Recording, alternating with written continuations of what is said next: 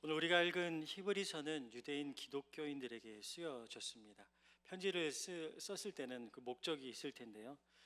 히브리서를 쓴 목적은 성도들 중에 이 핍박과 환난을 참지 못하고 유대교로 돌아가려는 성도들이 있었기 때문입니다. 그들은 계속되는 고난으로 다시 유대교로 돌아가야겠다고 생각을 했습니다. 환경이 어려우니까 신앙이 흔들리고 믿음이 흔들린 것입니다. 그런데 오늘 1절 말씀을 보면 저자는 어려운 상황이니까 더 예수를 깊이 생각하라고 말씀합니다. 여러분, 예수 때문에 지금 핍박받고 예수 때문에 삶이 어려워졌는데 예수를 더 깊이 생각하라는 말이 이해가 됩니까? 이상하게 들리지 않습니까? 왜 예수님을 깊이 생각하라고 했을까요? 여러분, 예수를 깊이 생각하면 오히려 그 마음 가운데 평안이 임하기 때문입니다. 기쁨이 임하기 때문입니다. 매이는 것이 아니라 자유를 경험하기 때문입니다. 저는 오늘 말씀을 통해서 여러분이 이런 은혜를 경험할 수 있기를 바랍니다. 예수를 깊이 생각할 때 모든 것에서 주시는 하나님의 놀라운 은혜가 임하기를 축복합니다. 이제 저자는 유대교 신앙으로 돌아가려고 하는 유대인 기독교인들에게 예수를 깊이 생각해야 되는 이유를 설명하죠. 2절과 6절을 보면 먼저 모세와 예수님을 비교하면서 예수님이 모세보다 우위에 있고 존귀한 분이심을 설명하고 있습니다. 사역적인 면에서도 그렇고 또 존재론적인 면에서도 그렇습니다. 2절 말씀을 같이 한번 읽어보겠습니다. 그는 자기를 세우신 이에게 신실하시기를 모세가 하나님의 온 집에서 한 것과 같이 하셨으리. 모세는 위대한 선지자죠. 오늘 말씀처럼 하나님의 집에 신실하고 충성된 종입니다. 그런데 예수님과는 비교할 수 없다라는 거죠. 모세는 하나님의 백성들을 위해서 충성되었다면 예수님은 택함받은 백성들을 위해서, 모든 사람들을 위해서 충성하셨다라는 거죠. 그렇기 때문에 사역적인 부분에서도 예수님이 우위에 있다라는 것을 말해주고 있습니다.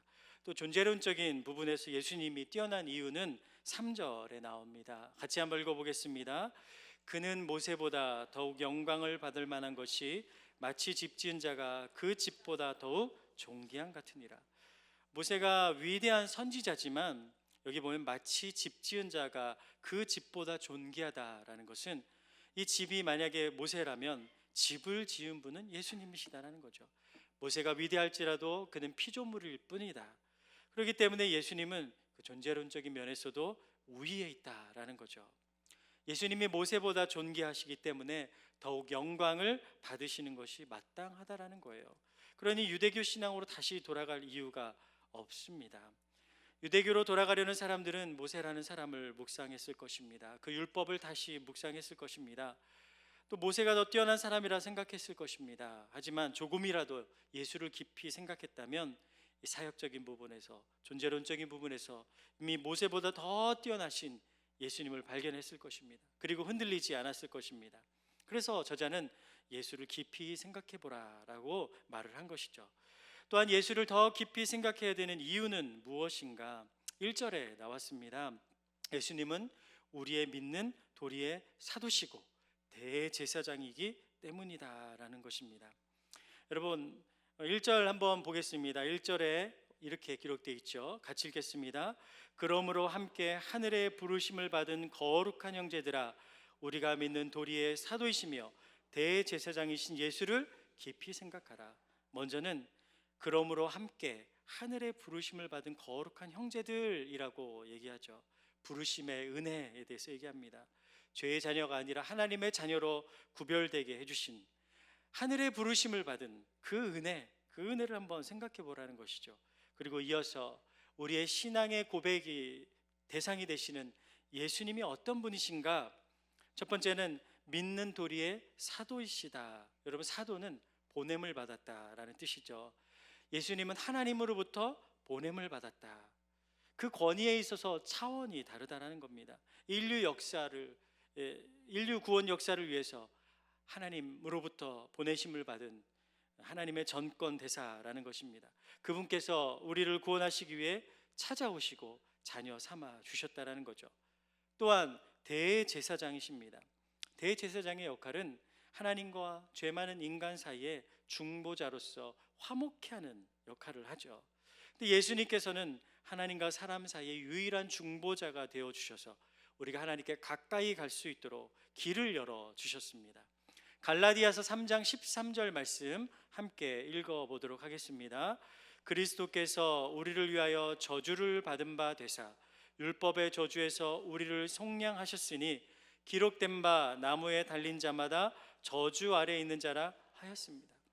내가 받아야 될 저주를 예수님께서 대신 받아주시고 십자가에서 죽으심으로 우리가 하나님께 나아갈 수 있게 해주셨습니다. 여러분, 초대교회가 예수님을 믿은 후에 제일 먼저 한 일은 무엇입니까? 어린 양을 잡아서 하나님께 피의 제물을 드리는 제사를 멈추었어요. 왜냐하면 예수님이 어린 양이 되어주셔서 십자가에서 단번에 죄를 용서해 주셨기 때문입니다. 여러분, 예수님을 이렇게 깊이 생각하면 생각할수록 은혜가 넘치게 됩니다. 예수님은 깊은 바다와 같아서 아무리 깊이 생각해도 그 깊이를 측량할 수가 없습니다. 그런데 바쁘다는 핑계로, 삶이 어렵다는 핑계로 예수님 생각하기를 멈추면 어떻게 됩니까? 의심이 찾아들어요. 심령의 기쁨이 사라지고 감격을 잃어버리게 되고 신앙이 무덤덤하게 되는 겁니다. 그래서 예수를 깊이 생각할 때, 예수님께 뿌리를 내릴 때 어떤 상황 가운데서도 흔들리지 않는 승리의 삶을 살 수 있는 것입니다. 이제 저자는 7절, 11절에서 실패한 이스라엘 백성들의 예를 들면서 이 실패를 되풀이하지 말도록 경고하고 있습니다. 첫 번째 경고입니다. 8절을 읽어보겠습니다. 광야에서 시험하던 날에 거역하던 것 같이 너희 마음을 완고하게 하지 말라. 출애굽 이 백성들의 마음이 완고해졌던 이유, 그들의 마음이 미혹되어 있었기 때문입니다. 미혹이라는 것은 어그러짐에서 온 말입니다. 그들은 사사건건 주위의 그 환경에 영향을 받았습니다. 마음이 엇갈려서 이러지도 저러지도 못하는 그런 상황에 놓이게 된 거죠. 여러분, 이들이 하나님의 말씀을 듣고 깊이 생각하며 순종했다면 그들의 마음은 외부의 환경에도 쉽게 흔들리지 않았을 것입니다. 그러나 그들은 하나님의 말씀을 마음에 두지 않고 생각하지 않았습니다. 그래서 더 감각적인 것, 느낌적인 것만 찾았던 것입니다. 두 번째 경고입니다. 12절 말씀입니다. 함께 읽어보겠습니다. 형제들아, 너희는 삼가 혹 너희 중에 누가 믿지 아니하는 악한 마음을 품고 살아계신 하나님에게서 떨어질까 조심할 것이요. 이 불신의 마음이 바로 악한 마음입니다. 하나님을 깊이 생각하지 않으면 마음에 믿음이 생기는 것이 아니라 불신이 찾아오게 되는 거죠. 그래서 이런 비극을 방지할 방법으로 13절에서는 오늘이라 일컫는 동안에 매일 피차 권면하라라고 얘기하고 있습니다. 믿음으로 살기 참 힘든 세상입니다. 그런데 우리가 이렇게 함께 모여서 서로 권면하며 우리 안에서 서로 힘과 위로를 얻는 그런 은혜가 있어야 될 줄 믿습니다. 이제 말씀을 정리합니다. 저자는 실패한 이스라엘처럼 되지 말 것을 당부하며 14절에서 결론적인 말을 하고 있죠. 마지막으로 한번 읽어볼까요? 우리가 시작할 때 확실한 것을 끝까지 견고히 잡고 있으면 그리스도와 함께 참여한 자가 되리라. 이 끝까지, 여러분, 끝까지가 중요합니다. 시작도 중요하지만 끝까지 잘하는 것도 중요하지 않습니까? 여러분, 믿음으로 시작했지만 신앙의 여정이 힘들고 어려우면 흔들리는 사람들이 있습니다. 자꾸 시험에 든다는 말을 해요. 여러분, 그럴 때 사람 바라보지 마시고 환경 바라보지 마시고 누구 바라봐야 됩니까? 예수님 바라보십시오. 예수님 생각하십시오. 여러분, 예수를 깊이 생각하라는 것은 우리의 생각을 주님께 고정하라는 거예요. 여러분, 제가 바다에 가보니까 이 파도가 막 요동치는데 배들이 휩쓸려 가지 않는 거예요. 그 이유가 뭘까 보니까 뭘 내렸기 때문이에요. 닷을 내린 거예요. 여러분, 예수님께 생각을 고정시키세요. 예수님께 닻을 내리세요. 그러면 우리의 존재가 하나님께 고정될 줄 믿습니다. 그리고 우리는 어떤 풍랑에도 쉽게 흔들리지 않고 더욱 믿음으로 살아가게 될 것입니다. 광야 같은 세상에 살면서 우리는 끊임없이 흔들려요.